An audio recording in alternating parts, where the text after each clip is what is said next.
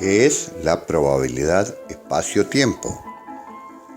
Lo primero que tenemos que tener en cuenta es que cuando realizamos una serie de ensayos de Bernoulli, los resultados ocurren en el espacio y se suceden en el tiempo.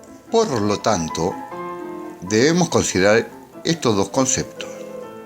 Primero, el espacio es el marco de referencia que determina el resultado de un experimento aleatorio.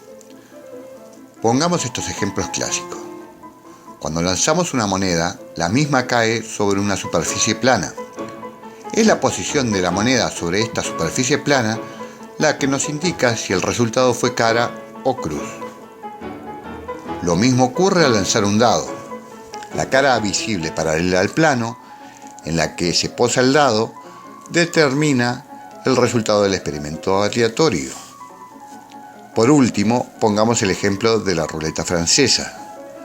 Tenemos, por un lado, un plato delimitado por celdas numeradas, que conforman un espacio restringido donde se obtendrán los resultados del experimento aleatorio. La posición que adopte la bola en este espacio restringido definirá el resultado. Segundo, los resultados se obtienen en un determinado instante del tiempo. El tiempo es el que le da el orden cronológico a los resultados. De esta forma, sabremos qué resultado se obtuvo antes y cuál después. Aquí el tiempo no se considera en forma cronométrica, medido en segundos o en minutos, sino en cantidad de ensayos realizados. De esta manera, una unidad de tiempo equivaldría a la obtención de un resultado del experimento aleatorio. Para ilustrar de lo que estamos hablando, volvamos al ejemplo del dado. Si consideramos únicamente el espacio, vemos que existen 6 posiciones válidas como resultado del experimento aleatorio, correspondiente a cada una de las caras del dado. ¿Qué ocurre cuando incorporamos la variable de tiempo?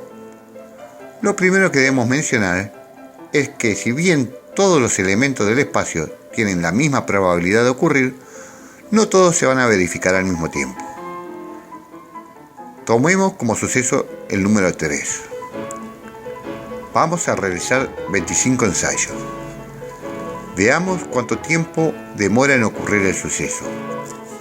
Indicaremos, entre paréntesis, por un lado, el elemento seleccionado, en este caso el 3, y por otro, separado por una coma, la cantidad de ensayos que fueron necesarios hasta verificar el suceso.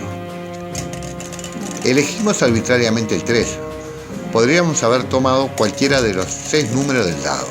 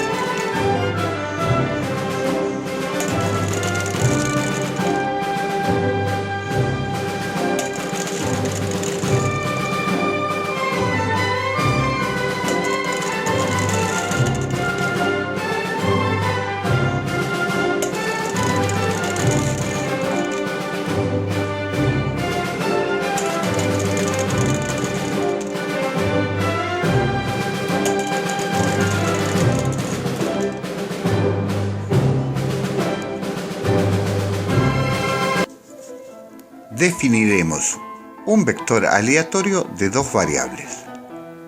La variable aleatoria x representa al espacio y se distribuye según Laplace. La variable aleatoria y representa el tiempo y se distribuye según Pascal. Distribución de Laplace. Partimos de un espacio X probable compuesto por n elementos. La probabilidad de que ocurra un determinado elemento es 1 sobre n. Se trata de una distribución discreta cuyo recorrido va de 1 a n. Vemos que cumple con los postulados de una función de cuantía.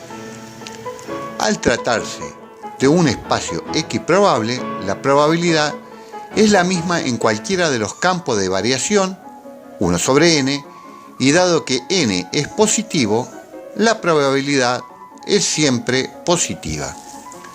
La suma de todas las probabilidades es igual a 1. Distribución geométrica o de Pascal. La distribución de probabilidad del número i del ensayo de Bernoulli necesaria para obtener un éxito, contenido en el conjunto abierto de los números naturales. La función de cuantía está dada por 1 menos p a la i menos 1 por p. Definimos la distribución espacio-tiempo a partir del vector aleatorio x e y con la siguiente función de masa conjunta: p sub x al cuadrado por 1 menos p sub x a la i menos 1. Como se trata de un espacio x probable, p sub x es igual a 1 sobre n para todo x. Por lo tanto, la función de masa conjunta quedaría 1 sobre n al cuadrado por 1 menos 1 sobre n a la i menos 1. Representamos en el cuadro la función de masa conjunta y las correspondientes funciones de masa marginales. La función de masa marginal en x se distribuye Laplace. La función de masa marginal en y se distribuye Pascal. Ahora pasemos a ver un ejemplo de cómo se distribuyen los resultados de un experimento aleatorio en el espacio-tiempo. Se trata de una simulación donde utilizaremos números pseudo aleatorios a partir de la función aleatorio de una planilla Excel. El espacio está compuesto por 3 elementos numerados del 1 al 3. Se van a realizar 10.000 ensayos. La dispersión es el tiempo que transcurre entre dos resultados del mismo elemento medida en cantidad de ensayos realizados. Esto se ve con más claridad cuando pasamos a ver cómo se forman los sucesos del vector espacio-tiempo. En el ejemplo, el primer resultado que obtuvimos fue el 3, lo que significa que tuvo que dispersión 1. Fue necesario un único ensayo para verificar este resultado. El segundo resultado fue nuevamente el 3. Vuelve a tener dispersión 1, dado que se realizó un solo ensayo entre la última vez que se verificó y la actual. El tercer resultado es el 1. Tiene dispersión 3, ya que fue necesario realizar 3 ensayos para obtener por primera vez el resultado 1. A partir de los resultados que obtuvimos, vamos a armar el cuadro de frecuencia absoluta. Vamos a contar las veces que se verificó cada uno de los elementos del vector espacio-tiempo en los 10.000 ensayos. El elemento 1 con dispersión 1 se verificó en 1060 ocasiones. El elemento 1 con dispersión 2 lo hizo en 740 ocasiones. El elemento 1 con dispersión 3 lo hizo en 514. El elemento 2 con dispersión 1 lo verificamos 1106 veces, con dispersión 2 en 721 y con dispersión 3 en 497. Así armamos el cuadro para los tres elementos del espacio. Pasamos al cuadro de frecuencia relativa. La frecuencia relativa surge del cociente entre la frecuencia absoluta y los 10.000 ensayos realizados. ¿Con qué vamos a comparar estos valores? Lo vamos a comparar con los resultados esperados según la distribución espacio-tiempo para un determinado elemento del espacio. Esto nos indica que con dispersión 1, para cada uno de los tres elementos del espacio, deberíamos esperar que este suceso ocurra en un 11,1% del total de los ensayos. El elemento 1 obtuvimos un 10,6%. En el elemento 2 un 11,1% y en el elemento 3 un 11,2%. Con dispersión 2 esperamos obtener un 7,4%. En el elemento 1 con dispersión 2 obtuvimos un 7,4%. En el 2 un 7,2% y en el 3 un 7,5%. El total de resultados esperados para cada uno de los elementos es un tercio, 33,3%. Esto coincide con los resultados esperados según la ley de grandes números. Esta planilla, si apretamos F9, se vuelve a recalcular.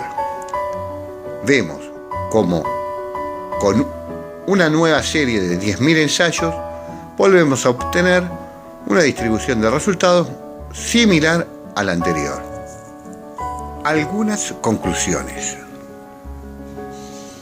Podríamos decir que la probabilidad de espacio-tiempo es una especie de ley que explica cómo se forman las frecuencias relativas. Este es un ejemplo de frecuencias relativas con tres elementos.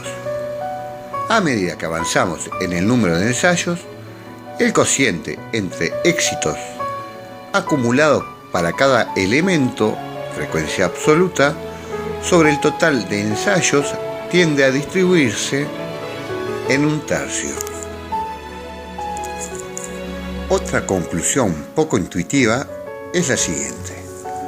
Si en el ejemplo del dado elegimos como suceso de obtener el resultado 4, ¿cuál es la probabilidad de obtener este resultado al realizar un único ensayo?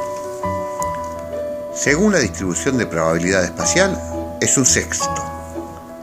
En la distribución espacio-tiempo, la probabilidad es la que se le asigna al suceso de obtener el elemento 4 con dispersión 1. Por lo tanto, sería 1 sobre 36. La probabilidad espacial es válida a partir de la ley de grandes números, donde realmente esperamos obtener un sexto de los resultados para cada valor del dado. Vemos que esta distribución no ocurre con un número bajo de ensayos. Por lo tanto, poco podríamos inferir basándonos únicamente en la probabilidad espacial cuando realizamos un único ensayo. Resulta que cuando realizamos un número grande de ensayos, la probabilidad espacio-tiempo también esperamos obtener un sexto de los resultados para cada valor del dado, pero únicamente un sexto al cuadrado de los mismos se obtendrán con dispersión 1.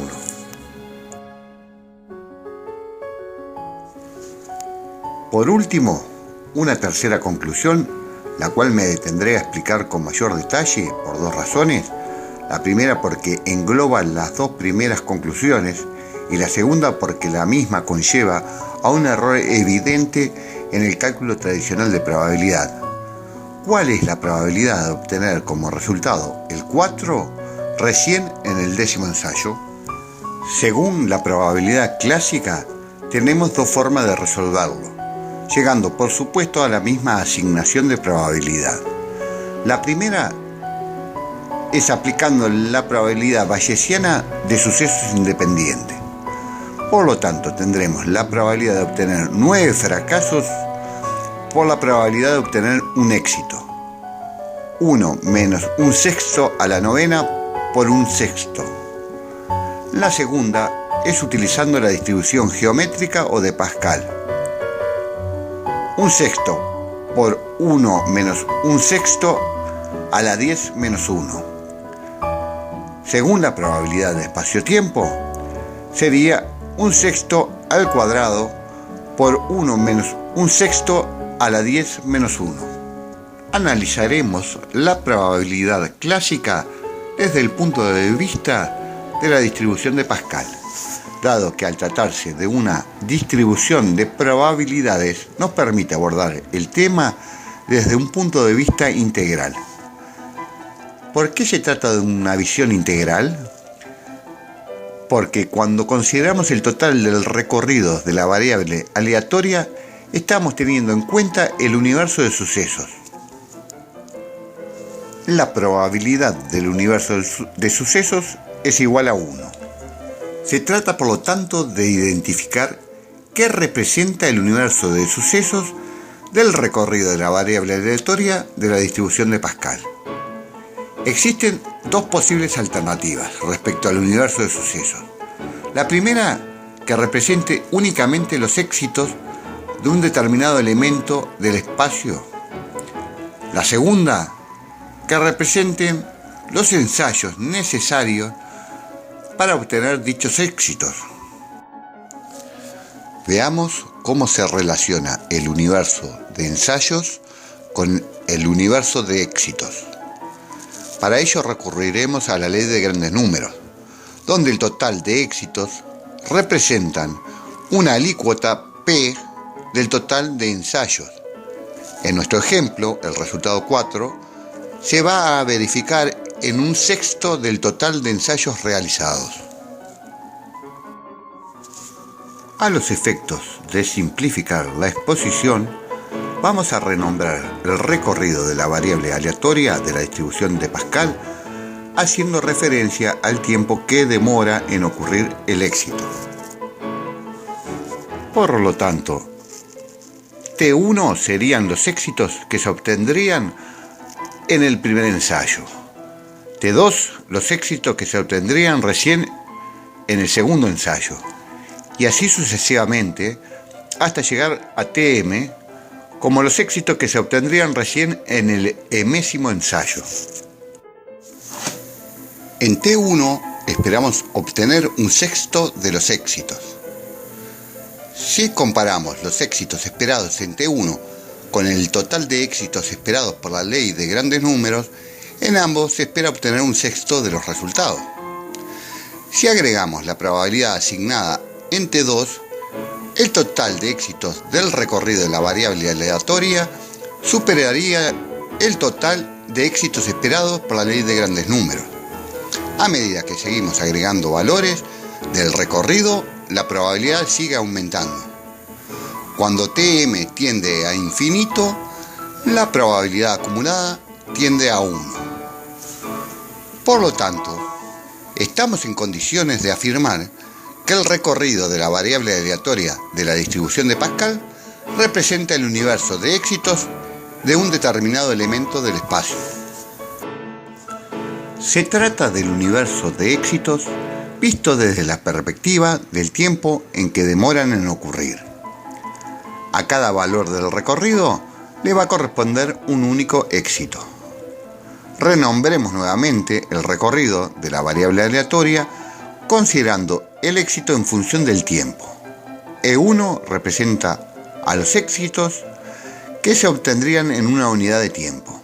E2, los éxitos que requerirían 2 ensayos para verificarlo, hasta llegar a EM, donde serían necesarias M unidades de tiempo para obtener el éxito. Cuanto más tiempo se le asigna a un éxito, menor es la probabilidad de que ocurra. Ahora, solo falta redistribuir los éxitos que veíamos que se distribuían en función del tiempo en que demoraban en ocurrir, pasarlos a distribuir en función de los ensayos que son necesarios para obtenerlos. Para eso debemos recurrir, en primer lugar, a la ley de grandes números. ¿Qué nos dice la ley de grandes números respecto al tiempo en que demora en ocurrir un éxito? Podemos deducir que el tiempo promedio que demora en ocurrir un éxito es 1 sobre P. En el caso del dado, el resultado 4 lo vamos a verificar en promedio cada 6 resultados. Por otro lado, si tomamos el recorrido de la variable aleatoria de la distribución de Pascal desde T1 a Tm, teniendo en cuenta que a cada valor del recorrido le corresponde un único éxito, el total de éxitos que estoy distribuyendo es M. Otra forma de calcular el tiempo promedio es sumando todos los tiempos del recorrido de la variable aleatoria y dividirlo entre el total de éxitos, o sea, entre M. Igualando las dos ecuaciones de tiempo promedio y despejando M, total de éxitos a distribuir, nos queda M es igual a P por sumatoria de I igual 1 hasta I igual M de T de I. Volvemos a la distribución de Pascal y multiplicamos tanto al recorrido como a su probabilidad asignada por P. La sumatoria del nuevo recorrido nos queda P por sumatoria de 1 a M de T de I. O sea, los M éxitos quedan ahora distribuidos en función de los ensayos necesarios para obtenerlo. La sumatoria de probabilidad nos queda sumatoria de I igual 1 hasta M de P al cuadrado por 1 menos P a la I menos 1. El límite cuando M tiende a infinito de esta ecuación nos da como resultado P, o sea, la proporción de éxitos que esperamos obtener según la ley de grandes números. En resumen, en los P éxitos determinados por la ley de grandes números se encuentra el universo de éxitos, o sea, se encuentran todos los éxitos independientemente del tiempo en que demoran en ocurrir. El tiempo promedio en que ocurren los éxitos es 1 sobre P. Ese universo de éxitos se va a distribuir en el tiempo según Pascal. Si conjugamos el total de éxitos esperado con la distribución de Pascal, obtenemos los P éxitos de la ley de grandes números distribuidos por el tiempo en que demoran en ocurrir. Debemos concluir que la probabilidad de obtener como resultado el 4 recién en el décimo ensayo es P al cuadrado por 1 menos P a la 10 menos 1. O sea, 1/6 al cuadrado por 1 menos 1/6 a la 10 menos 1. Por otro lado, dijimos que se trataba de una especie de ley que explica cómo se forman las frecuencias relativas, porque las mismas se forman a partir de la conjugación de los resultados en el espacio y el tiempo. El tiempo está condicionado por el espacio. Si observamos la distribución de Pascal, P de X depende del espacio. Es por eso que se confunde la probabilidad de obtener el éxito en el primer ensayo con la probabilidad de obtener un éxito en un número grande de ensayos. Y aunque resulte difícil de visualizar, dado que tendemos a observar la probabilidad desde un punto de vista exclusivamente espacial, la única alternativa que nos permite conjugar el espacio y el tiempo es asignarle al suceso de obtener el resultado 4 en el primer ensayo la probabilidad de 1/6 al cuadrado. Tampoco estaríamos conjugando correctamente el espacio y el tiempo si le asignáramos a la probabilidad de obtener un número par en el dado en el primer ensayo 3 sobre 36. O sea, la probabilidad de obtener el 2 en el primer ensayo es 1 sobre 36. La probabilidad de obtener el 4 en el primer ensayo es 1 sobre 36. Y la probabilidad de obtener el 6 en el primer ensayo es 1 sobre 36. No es correcto sumar estas tres probabilidades para calcular la probabilidad de obtener un número par en el primer ensayo. El tiempo está condicionado por el espacio, o sea, no existe un tiempo independiente al espacio. Por lo tanto, debemos calcular primero la probabilidad espacial según la regla de Laplace. En este caso, la probabilidad de obtener un número par es 3 sobre 6 igual a un medio. Y luego calcular la probabilidad espacio-temporal. En este caso, el resultado es un medio al cuadrado, igual a un cuarto.